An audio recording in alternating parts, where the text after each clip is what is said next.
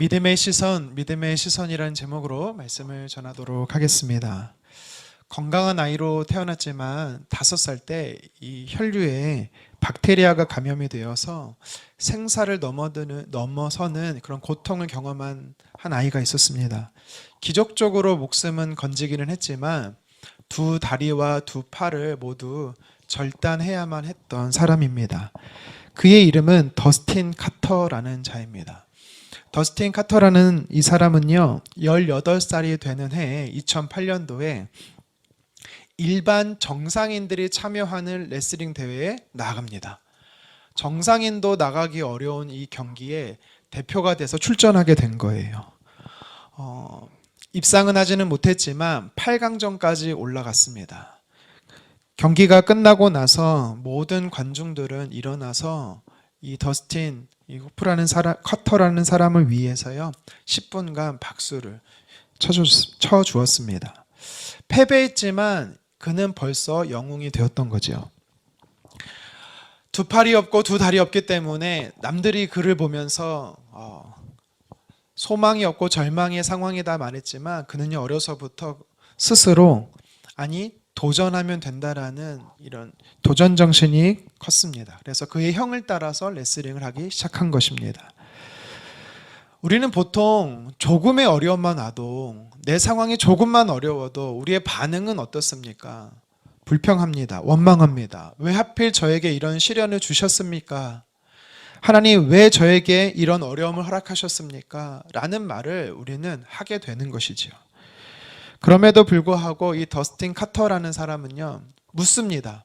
만약 하나님이 당신에게 새로운 기회를 주신다면 당신은 건강한 팔과 건강한 다리를 갖기 원합니까? 그는 단호하게 말해요. 아니요. 저는 지금의 모습이 너무 감사합니다. 저의 모습을 통해 하나님 영광 받으십니다. 오늘 본문에도 보면 이 더스틴 카터와 같이 하루아침에 어려움을 당한 사람이 등장하죠. 우리가 잘 아는 욥이라는 사람입니다. 저만 그런지는 모르겠지만 성경에 누구를 닮고 싶습니까? 라고 물었을 때 욥이요 당당하게 대답할 수 있는 사람이 얼마나 될까요? 여러분 원하십니까? 제가 마음껏 축복해 드리겠습니다. 네, 저와 여러분이 똑같죠. 욥에 당한 고통, 고난 굳이 하나님 제게 허락지 않기를 원하는 겁니다. 오늘 본문 1장 1절 하반절에 보면 성경은요 욥에 대해서 이렇게 이야기하고 있습니다. 같이 읽습니다. 온전하고 정직하여 하나님을 경외하며 악에서 떠난 자더라. 아멘. 성경은요 욥의 신앙에 대해서 그의 탁월성에 대해 4가지로 이야기를 하고 있어요. 무엇입니까? 온전함, 정직함, 하나님을 경외함, 악에서 떠남, 이에 대해서 이야기를 하고 있어요. 간단하게 살펴보겠습니다. 먼저 온전함이 무엇인지 봤더니 도덕적으로 윤리적으로 사람들 앞에서 흠이 없었다라는 겁니다. 물론 이거는요 그가 죄가 아예 없었다라는 의미는 아니에요. 사람들 앞에서 흠이 없는 부족함 없는 사람이었다라는 겁니다. 마치 다니엘과 같이 주변에 있던 사람들이 다니엘의 흠을 잡으려고 했지만 그에게서 흠을 찾을 수 없었던 것처럼 오늘 본문의 욥도 사람 앞에서 그렇게 훌륭한 사람이었다라는 것을 성경이 이야기하는 겁니다. 두 번째는요 정직함이에요.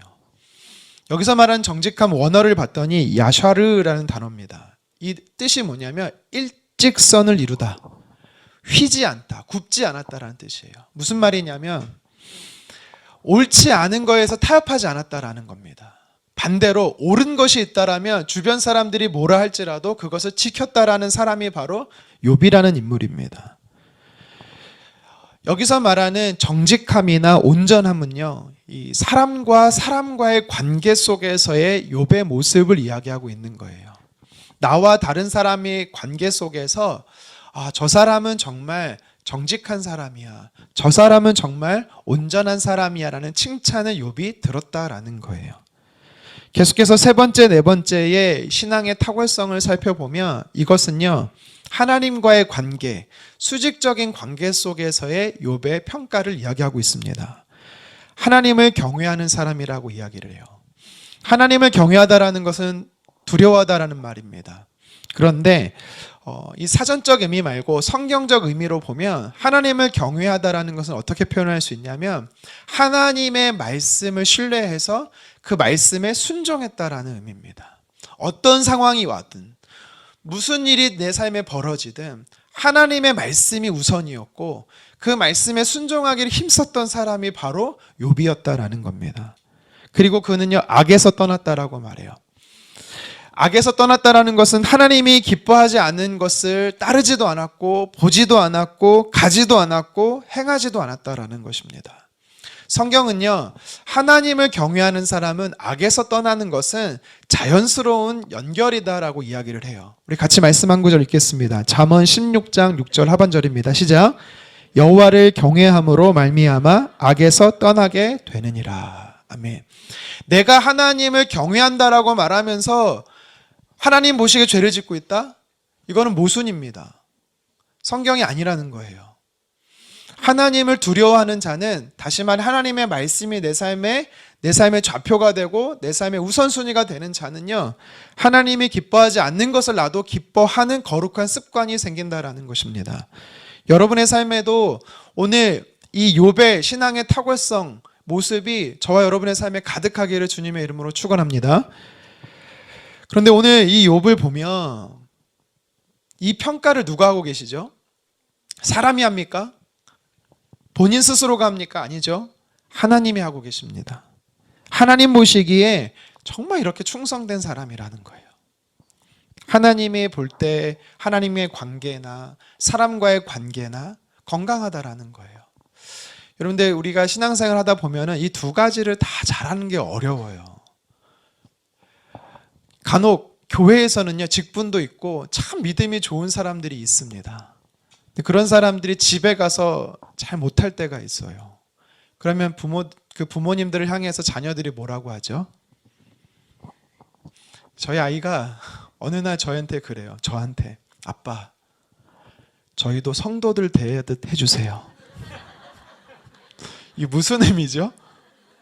왜 교회에선 소리도 안 지르고 좋은 말씀만 하고 늘 웃으시는데 집에서는 왜 그렇게 다른 모습을 보이냐는 거예요. 네, 늘 그러는 건 아니고요. 근데 그 말이 어느 날은요 그냥 흘릴 수가 없겠더라고요. 이중적인 모습이에요. 제가 좀 심하게 말하면 가증스러운 모습인 거예요. 다른 거예요. 반대로요 하나님과의 관계는 건강하지 못하고 사람과의 관계만 좋다고 생각해 봅시다. 이건 어떤 문제가 있습니까? 말 그대로 불신자인 거죠. 믿음이 없는 것입니다. 하나님의 사람인 우리들은요 양극단에서 이 양극단에 서야 될 것이 아니라 균형이 있는 중심이 잡히는 신앙생활이 되어야 되는 것입니다. 오늘 하나님께서는 그를 향해서 이렇게 신앙에 탁월한 사람이다 여기서 그치는 게 아니라 2절에 보니까 그의 가족의 자녀의 수가 나와요. 아들이 7명, 딸이 3명이래요. 자녀가 무려 10명이다라는 이야기를 합니다. 뭐 다복한 가정이다 이거를 이야기한 것이 아니에요. 당시의 고대 근등 사회에서는 자녀가 많다는 것은 다시 말해 부와 권력을 이야기하는 겁니다. 지금이야 1명 낳고 2명 낳고 과거에 1명만 낳고 2명만 낳고 잘 살자. 제가 감사하게도 3명이나 있잖아요.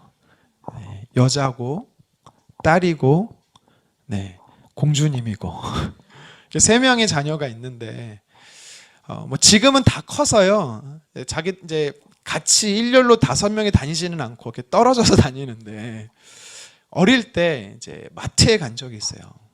마트에 가면 셋 다 어리니까 그러면 안 되지만 이제 카트에 태우는 거예요. 카트에 태워서 제가 이제 끌고 가는 겁니다. 그러면 사람들이 막 웃으면서 쳐다봐요. 괜찮습니다. 뭐 그런 거 괜찮은데 아직도 잊지 못하는 어떤 한 여성의 멘트가 있습니다. 와 저기 봐. 저 아이 봐. 3명이나 있어. 신기하다. 마치 놀이공원에 동물원에 동물을 보듯이 지금과 그때는 달랐어요. 자녀가 많다는 것은 하나님의 복이었고 하나님의 축복이었고 하나님께서 그 사람에게 부를 주셨다라고 그렇게 이해를 했었습니다. 그러니까 하나님은 신앙도 좋은 사람, 다보감으로 인해서 또 그 가정에 복을 받은 인생이었다라는 겁니다. 3절에 보십시오. 구체적으로 그의 소유물들이 나와요. 양이 7,000마리, 낙터가 3,000마리, 소가 500마리, 500결이. 결이라는 거는 두 마리가 한 쌍이니까 1,000마리. 암나귀가 500마리. 수하의 종들도 많았다라고 이야기를 합니다. 한마디로 말해 우리가 닮고 싶은 사람인 거죠. 믿음도 닮고 싶고 물질과 권력과 부도 닮고 싶고. 안 그런 사람 있나요? 저는 그런데 하나님 앞에 신앙도 참 좋고 인정받고 사람들 앞에 존경받는 사람, 그런 사람이 욥이었다라는 겁니다. 그런데 오늘 성경에 무엇을 이야기합니까? 아무리 하나님 앞에 헌신됐고 아무리 하나님 말씀에 충성하고 순종하고 정직하고 악에서 떠나고 하나님을 경외하고 순전하고 온전할지라도 이유 없이 알 수 없이 원인 모르게 그 사람에게 고난이 찾아온다라는 것을 성경이 우리에게 이야기하고 있는 것입니다. 얼마나 욥에게 시련이 컸는지 그를 찾아 위로하러 왔던 세 명이요 2장 13절에 보니까 밤낮 7일 동안 함께 울었대요. 한마디 말도 못하고 너무 고통스러우니까. 예전에 제가 아는 한 남자 집사님이 토요일에 소파에 앉아있다가 가족의 말에 들어보면 그냥 의식을 잃더니 탁 쓰러져 버렸대요. 가족들이 집에 있었기 때문에 급하게 119에 연락해서 응급실로 병원에 데리고 갔습니다. 근데 뇌사 상태가 된 거예요. 아내 집사님이 이제 연락을 주시고 만나서 함께 기도하고 그리고 중환자실도 가서 같이 기도하고 그랬습니다. 그렇게 시간이 좀 지났어요. 한 달 정도 지났어요. 근데 어느 날 제가 꿈을 꿨습니다. 무슨 꿈을 꿨냐면 그 갔던 병실, 중환자실에 제가 다시 찾아간 거예요. 분명히 누워있던 의식이 없던 그 집사님이 깨어난 거예요. 그래서 함께 웃으면서 대화를 하는 꿈을 꾸고 제가 깼습니다. 너무나 생생하고 왜 하나님 이 꿈을 주셨는가? 매일매일 기도하던 분이기 때문에 하나님께서 반드시 이분에게 건강을 회복시켜 주실 것에 대한 확신이 들었어요. 마음의 평안이 들었습니다.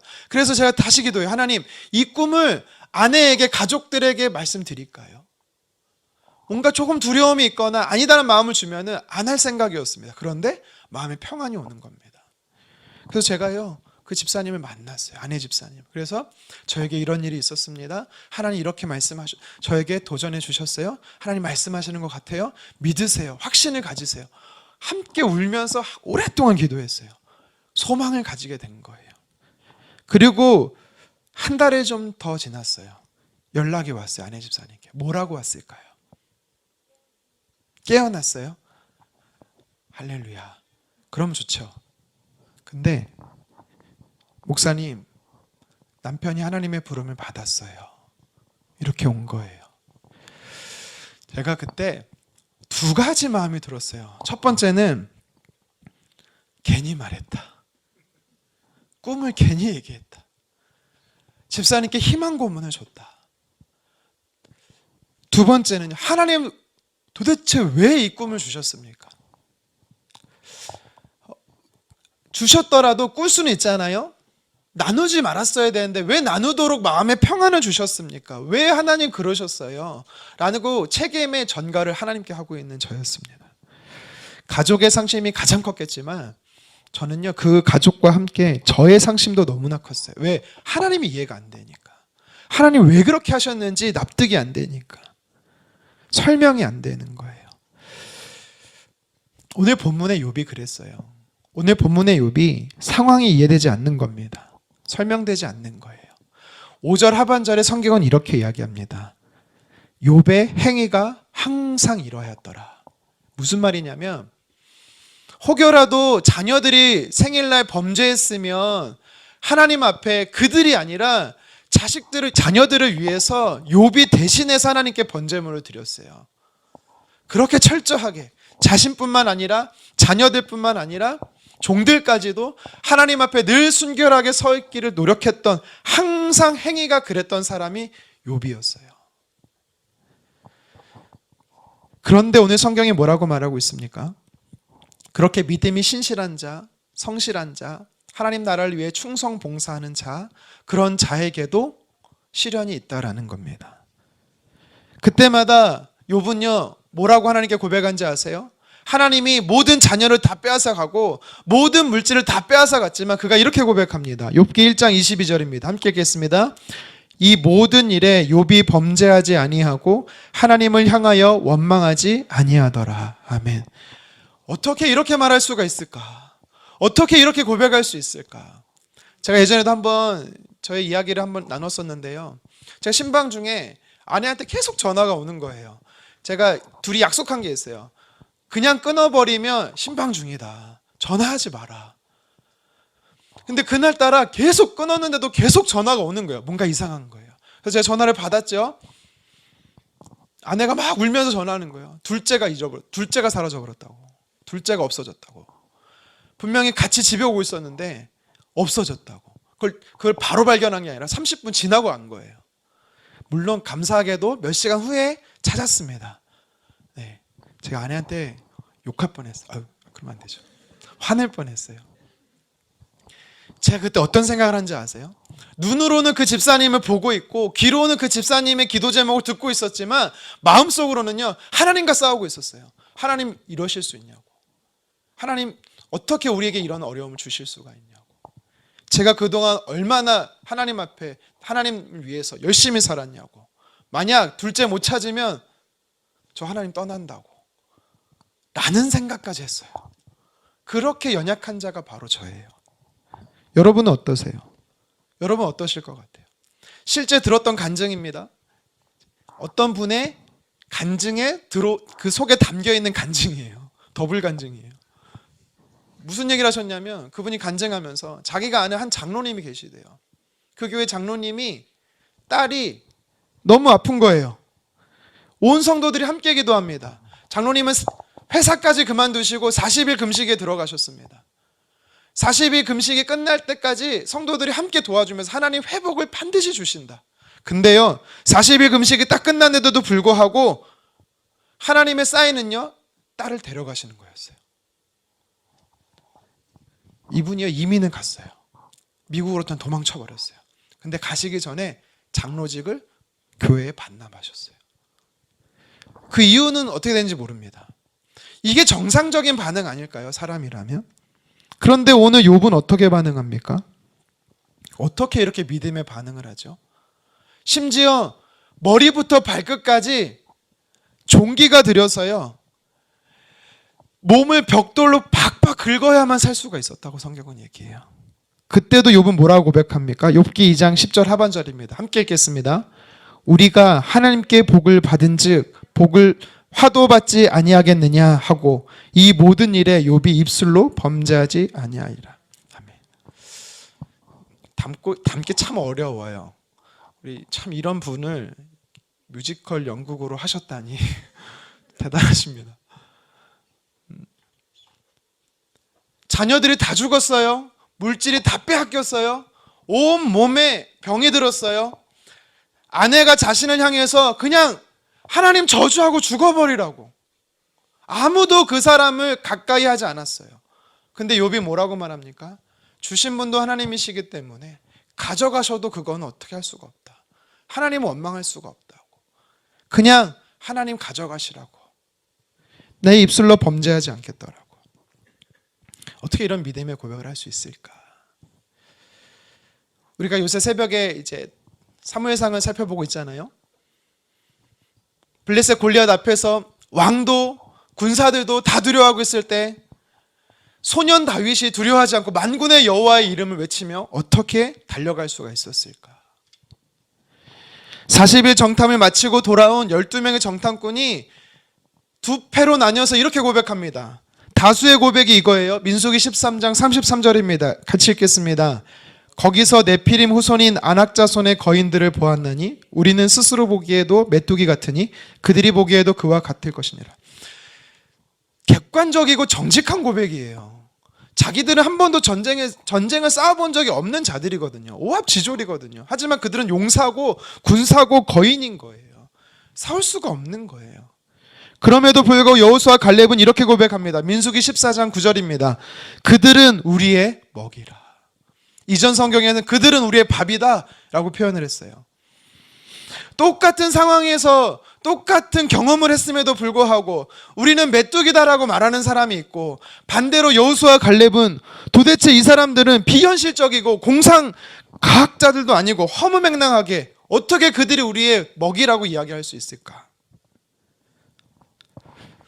아람의 군사가요, 엘리야를 잡기 위해서 도단성을 둘러싸고 있었어요. 아침에 일어나 그 모습을 보고 사환 게하시는요, 뭐라고 고백하냐면, 우리는 이제 다 죽었다. 어떡합니까? 그런데 엘리야가 뭐라고 말하고 있습니까? 불말과 불병거를 보라고. 그의 눈에는 보이지 않았어요. 근데 어떻게 엘리야의 눈에는 그것이 보였을까요? 다니엘의 세 친구 사드락과 메삭과 아벳느고가 불문불 앞에 던져질 위기에서도 뭐라고 이야기를 하냐면, 하나님 건지실 거다. 아니, 건지지 않으실지라도 당신과 당신의 신을 섬기지 않겠다. 믿음의 고백을 합니다. 히브리서 11장에 말합니다. 우리의 믿음의 선배들은 조롱과 채찍뿐 아니라 결박과 옥에 갇히고 시련도 받고 돌로 치는 것과 톱으로 켜는 것과 시험과 칼로 죽임을 당하고 유리하고 궁핍하고 환난과 학대를 받았다. 그런데 세상이 감당할 수 없는 믿음을 지녔다. 그러면 어떻게 가능할까요, 이게? 오늘 욥이 어떻게 이런 고백을 했을까? 그것은 바로 하나님을 바라보는 믿음의 시선이 있었기 때문입니다. 여러분, 우리가 문제가 직면했을 때 우리는요, 바라볼 수밖에 없어요. 문제를 볼 수밖에 없어요. 근데 문제를 보게 되잖아요. 어떤 일이 벌어지냐면 그 문제에 우리 시선이 고정되면 두려움이 몰려옵니다. 이것은 순서예요. 어쩔 수 없어요. 그런데 우리의 믿음의 시선을 문제에서 하나님으로 옮겨가게 되면 우리 안에 믿음이 생긴다라는 겁니다. 특별히 오늘 본문을 통해서요, 욥이 어떻게 하나님 앞에 믿음의 고백을 할 수 있었는가? 그러면 저와 여러분들도 문제에 직면했을 때 하나님 앞에 믿음으로 반응할 수 있을까?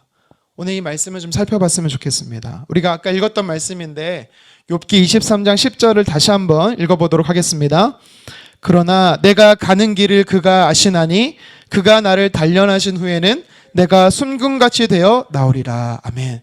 이 말씀을 근거로 해서 하나님께 믿음으로 살았던 욥의 모습, 저와 여러분들의 모습 되기를 간절히 원합니다. 첫 번째는 욥이 환난 가운데 끝까지 믿음의 시선을 고정할 수 있었던 이유가 뭐냐면 하나님이 나를 아신다라는 믿음이 있었어요. 확신이 있었어요. 하나님이 나를 아신다. 여러분, 우리가 안다라는 히브리 표현 너무나 많이 들었죠? 야다.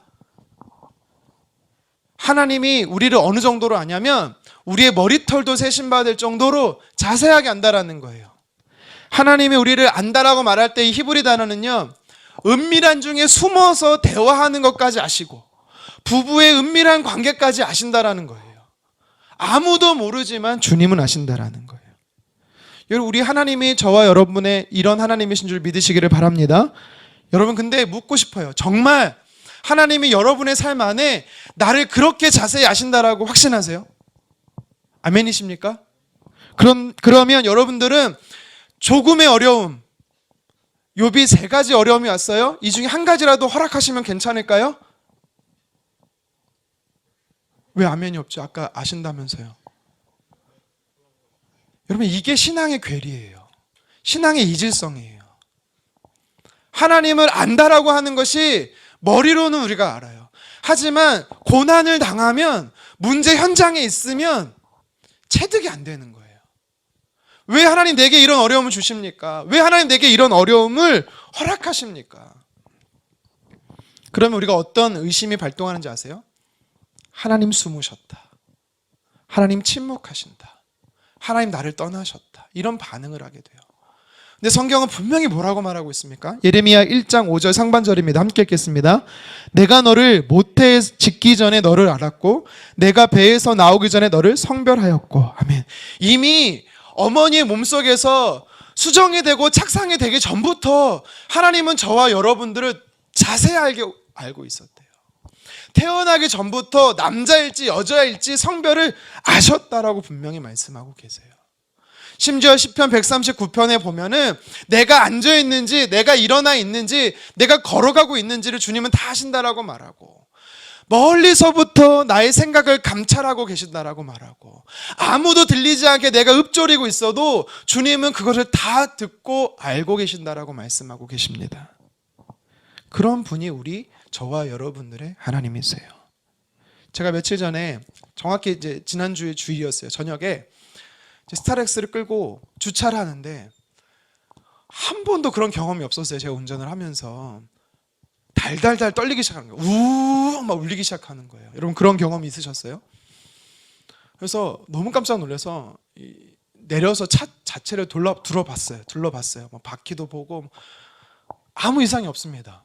그래서 시동을 끄고 잠시 후면 괜찮아지겠지, 다시 시동을 걸었지만 소리가 더 커지기 시작하는 거예요. 하루 이틀이면 괜찮아지겠지 기다려봤습니다. 화요일날 시동을 다시 걸어봤더니 여전히 차가 흔들리고 소리가 나기 시작하는 거예요. 모르겠는 거예요. 도대체 알 턱이 없죠. 사실 제가 어떻게 알겠어요. 그래서 이러다가 차가 운전하다가 사고 나는 거 아닌가? 차가 퍼지는 거 아닐까? 그러면 내가 혹시 어떤 일을 당하는 거 아닐까라는 두려움이 살짝 몰려오더라고요. 그때 제가 어떻게 한지 아세요? 믿음으로 정비소를 갔습니다. 정비소를 간 이유가 있어요. 왜일까요? 차를 잘 아니까.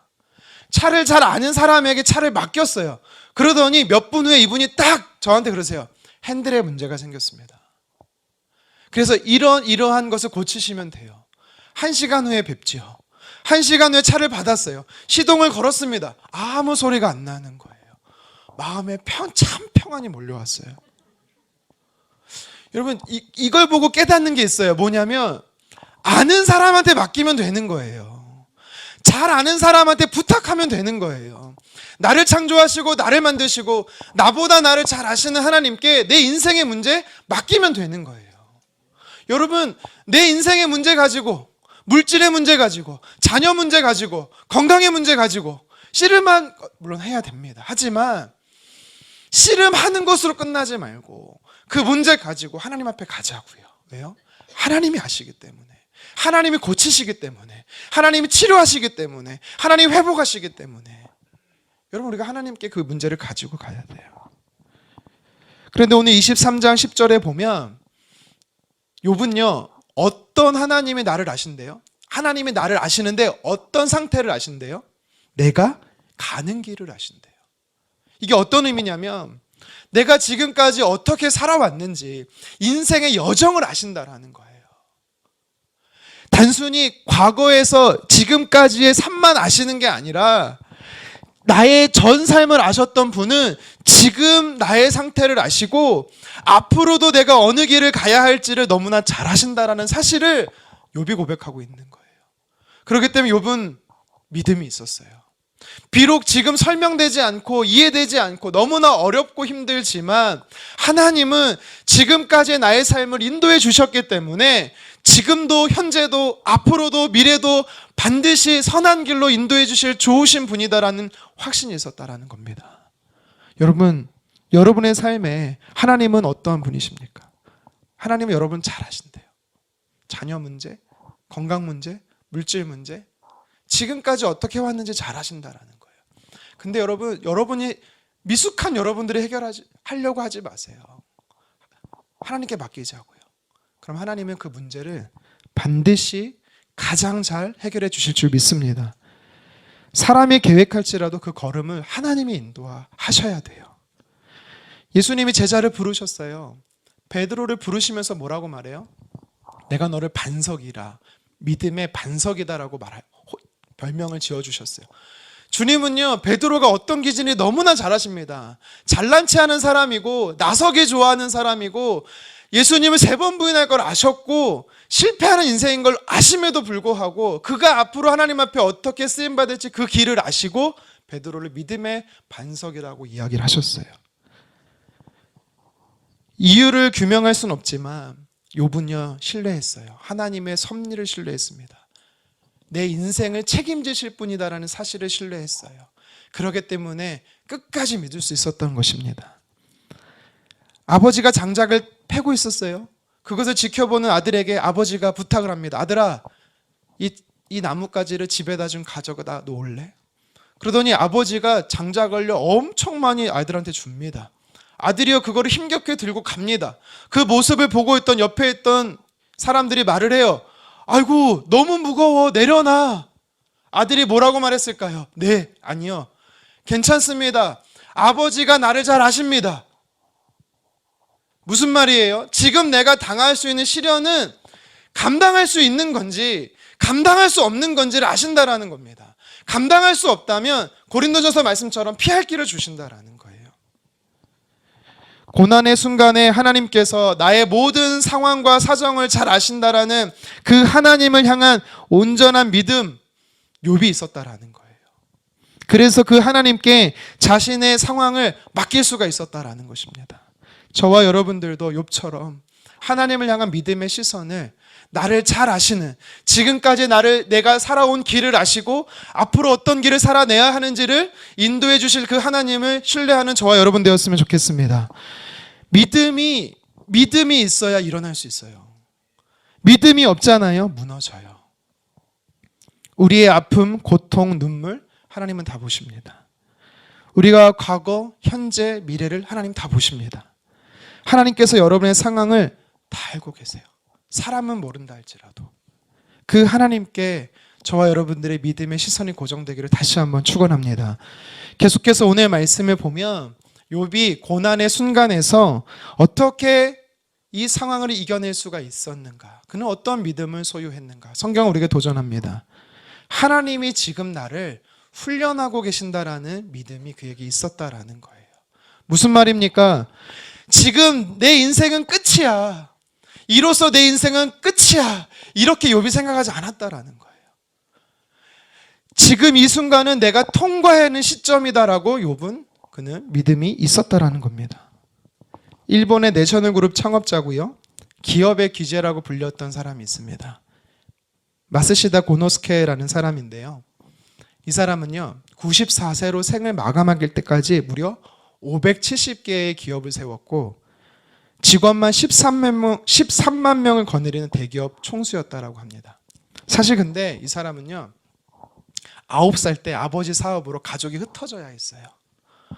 다니던 학교를 중퇴하고, 초등학교를 중퇴하고 생업전선에 뛰어들어야만 했습니다. 근데 85년이 지나고 나서 이렇게 일본 굴지의 기업을 이뤄낸 거예요. 그래서 어떤 사람이 인터뷰를 합니다. 이 사람에게 물어요. 당신은 어떻게 이처럼 큰 성공을 하셨습니까? 그랬더니 이 사람이 세 가지를 말합니다. 저는 하늘에서 세 가지의 은혜를 입었습니다. 여러분, 이 세 가지 은혜를 입기 원하십니까? 첫째, 가난한 것. 둘째, 허약한 것. 셋째, 못 배운 것. 소유하기 원하세요? 아멘을 취소하십시오. 누가 봐도 다 가지기 싫은 거였어요. 한 가지라도. 근데 그가 뭐라고 말합니까? 그것이 제 인생의 끝이 아니라 그것이 저를 만드는 과정이 되었고 통과하게 했습니다. 가난했기 때문에 부지런히 일하지 않으면 안 된다는 사실을 깨달았습니다. 몸이 너무 허약했기 때문에 몸을 건강해야 된다는 사실을 알았습니다. 배우지 못했기 때문에 나보다 어린 사람이 있어도 그 사람에게서 배울 것이 있다고 해서 모든 사람이 저에게 스승이었습니다. 그것이 지금의 저를 만들었습니다. 라고 이야기를 해요. 이 사람은요, 어려움의 고난에 함몰된 게 아니라 그곳을 통과하기를 힘썼던 사람이라는 거예요. 고난 누구나 싫어합니다. 어려움 피해가고 싶습니다. 저도 마찬가지입니다. 예수님께서도 마찬가지예요. 주님, 이 고난을 걷어가실 수만 있다면 이 잔을 내게서 걷어가 주십시오. 옮겨 주십시오. 육신을 입었던 주님도 육신의 고통이 너무나 큰 걸 아시고 그런 고백을 하신 거예요. 오늘 성경의 욥은요, 끝으로 보지 않았어요. 지금의 절망을 끝으로 보지 않았다라는 거예요. 통과하는 시간으로 봤다라는 거예요. 이것을 통과하게 하신 하나님을 믿었다라는 겁니다. 이것을 통과하면 내 믿음이 자라고 성장할 것에 대한 확실한 믿음이 욥에게 있었다라는 것입니다. 하나님은요, 하나님의 사람을 쓰실 때 반드시 연단이란 과정을 허락하십니다. 모세를 보십시오. 40년의 연단의 시간을 허락하셨어요. 아브라함에게는 25년을 허락하셨어요. 다윗에게는요 13년, 요셉에게 17년, 심지어 육신의 몸을 입고 오신 하나님이신 예수님도 30년의 연단을 겪으셔야 했습니다. 훈련이 없는, 연단이 없는 하나님의 쓰심은 결코 없다라는 사실이 성경이 우리에게 주고 있는 메시지인 것입니다. 약해질 것 같고, 고난이 있으면 약해질 것 같고 변질될 것 같지만 그 반대라는 거예요. 하나님의 사람에게 고난이 오면 완악했던 사람이 부드러워지고, 교만했던 사람이 겸손해지게 되고, 이기적인 사람이 하나님 앞에 이타적인 삶으로 바뀐다라는 것을 우리가 믿어야 되는 것입니다. 욥은 반드시 지금의 고난이 끝이 아님을 알았어요. 하나님이 통과하게 하는 과정임을 믿었어요. 하나님은 믿음의 사람을 단련하십니다. 여러분, 만약 지금 나는 신앙도 괜찮은 것 같고 누군가를 어렵게 하는 게 없음에도 불구하고 연단이 내 삶에 있다. 여러분, 믿음으로 잘 살고 계신 거예요. 물질의 문제, 재정의 문제, 건강의 문제, 자녀의 문제가 왔습니까? 신앙생활 열심히 하고 있는데 왔어요? 그러면 잘 살고 계시다라는 거예요. 믿음을 떠났음에도 불구하고 물질이나 건강이나 자녀의 문제가 없습니까? 하나님 버리신 거예요. 무관심이 버리심이에요. 사랑의 반대말은 무관심이에요. 하나님은요, 우리를 어려움 가운데 던져놓은 목적이 그 자체가 목적이 아니라 그것을 통과함으로 인해서 연단되어져서 단련이 되어져서 성장해서 하나님 앞에 더 크게 쓰임받기를 원하신다라는 사실을 여러분 기억하셨으면 좋겠습니다. 단련이라는 것은요, 때리고 또 때리는 작업이기 때문에 아파요. 너무나 고통스러운 거예요. 여러분, 혹시 아프고 고되고 힘든 시기를 보내고 있다라면 기도하세요. 주님, 이 고난을 빨리 통과할 수 있게 도와달라고. 그러면서 또 한 가지 잊지 마세요. 하나님, 이곳에서 제가 절망하고 이곳에서 끝이라고 생각하지 않고 통과하게 도와달라고. 피할 길을 주시도록 그렇게 기도하셨으면 좋겠습니다. 한 가지만 더 살펴보겠습니다. 오늘 욥이 하나님을 향해 끝까지 믿음을 지닐 수 있었던 이유가 무엇입니까? 반드시 역전을 허락하신다라는 믿음이 있었기 때문입니다. 나를 회복시키신다라는 믿음이 욥에게는 있었다라는 거예요. 우리 21장 10절 하반절 같이 읽겠습니다. 순금같이 되어 나으리라. 아멘. 그가 믿음의 눈으로 바라봤던 사실이 뭐냐면, 지금은 낙심이고 지금은 절망이지만 하나님 반드시 순금처럼 되게 나오게 하신다. 여기서 말하는 순금이라는 것은 우리가 말 그대로 재련된 금, 순금, 순수한 금, 이것을 이야기를 하지만 그가 고백했던 여기서 말하는 순금은요, 우리가 아까 살펴봤던 욥기 1장 1절 하반절의 말씀입니다. 다시 한번 읽어볼까요? 온전하고 정직하여 하나님을 경외하며 악에서 떠난 자더라. 사람들과 관계에서 정직하고 온전하며 하나님과의 관계에서 하나님을 경외하고 죄를 미워하고 죄를 떠나는 이 모습, 이것을 다시 회복시키실 것에 대한 믿음이 그에게 있었다라는 것입니다. 우리가 조금만 어려워지잖아요, 하나님과 관계가 멀어져요. 조금만 어려움이 있잖아요, 믿음, 신앙생활 함께 했던 사람들과 멀어집니다. 욥은요, 그 경험을 다 겪었어요. 하나님이 안 계신 것 같고, 하나님이 날 떠나신 것 같고, 주변에 있었던 아내도 날 저주하고, 주변에 있었던 사람도 모두 떠나가고, 심지어 친구들도 자신을 향해서 너의 죄 때문이다, 너의 죄로 인한 것이다. 그가 바라고 있었던 건 뭐냐면 하나님과의 관계 회복과 믿음의 사람과의 관계 회복, 하나님 다시 이전의 모습으로 회복시키실 것에 대한 믿음이 있었다라는 겁니다. 한 농장에 허리케인이 불어닥쳤어요. 집도 농작물도 가축도 모두 무너지고 죽었습니다. 농부가 절망해서 쓰러졌어요. 그런데 뭔가 무너진 닭장 속에서 움직임이 있더니 찢어진 벼슬을 한 수탉이 한 마리가 나옵니다. 내 신세랑 저 한낱 미물의 신세가 너무 똑같은 거예요. 그런데 갑자기 이 수탉이요, 무너진 언덕 높이를 올라가서 외칩니다. 꼭이요. 뭐라고 외칠 줄 알았어요? 근데요, 이 사람이 충격을 받은 거예요. 왜? 나랑 저 한낱 미물인 닭이랑 너무 똑같아. 찢어지고 파괴되고 모든 것을 잃었어. 근데 왜 쟤는 자기가 외쳐야 할 부르짖음을 하고 있는 거지? 나는 살아계신 하나님이 있는데 왜 하나님을 찾지 못하고 있는 거지? 그 한낱 닭을 보면서 그가 하나님을 찾기 시작합니다. 하나님 살려주세요. 여러분, 우리가 하나님의 회복을 바라야 돼요. 하나님의 뜻은요, 절망이 아닙니다. 낙심이 아닙니다. 포기가 아닙니다. 하나님은요, 그 삶을 통해서 하나님을 바라보게 하십니다. 무엇을 바라보게 해요? 역전시킬, 회복시킬 하나님을 바라보게 합니다. 여러분, 우리가 성경 너무나 잘 알잖아요. 욥기 42장에 가면 어떤 일이 벌어집니까? 그가 다시 자녀가 10명이나 됩니다. 심지어 물질은요, 정확히 2배가 됩니다. 완전한 회복을 하나님께서 그의 삶에 허락하셨다라는 거예요. 그냥 허락하셨겠어요? 아니요. 그 안에 어떤 믿음이 있었어요? 하나님, 내 삶을 통해 반드시 회복시키실 것에 대한 믿음이 그 안에 있었기 때문입니다.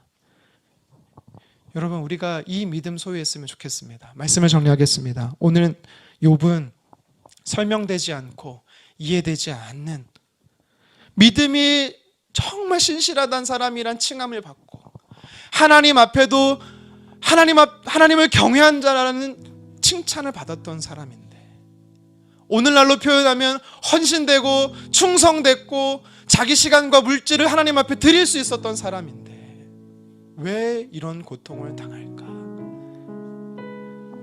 여러분, 사실 설명하지 않습니다. 성경은 그 이유에 대해서 말하지 않습니다. 그런데요, 욥은요, 믿음이 있었어요. 어떤 믿음이요?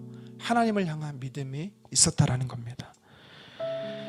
저와 여러분들도 욥처럼 이 믿음의 시선을 하나님께 고정했으면 좋겠습니다. 믿음을 빼앗기지 않았으면 좋겠습니다. 오늘 성경이 구체적으로 우리에게 어떤 믿음을 도전합니까? 하나님은 나를 잘 아신다.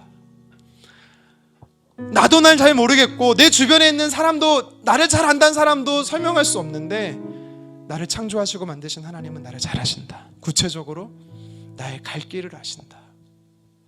에베네셀의 하나님, 여기까지 인도하신 하나님은 여호와 일의 하나님, 앞으로 나의 갈 길을 준비하시고 인도하시는 좋으신 하나님이심을 여러분 신뢰하셨으면 좋겠습니다. 욥은요, 자신이 겪고 있는 고통, 고난 자체로 끝나지 않았습니다. 그는요, 이 시간이 내가 통과해야 되는, 내가 거쳐가야 하는 훈련의 과정임을 그는 믿었어요. 그는요, 이 믿음의 과정을 통과했습니다.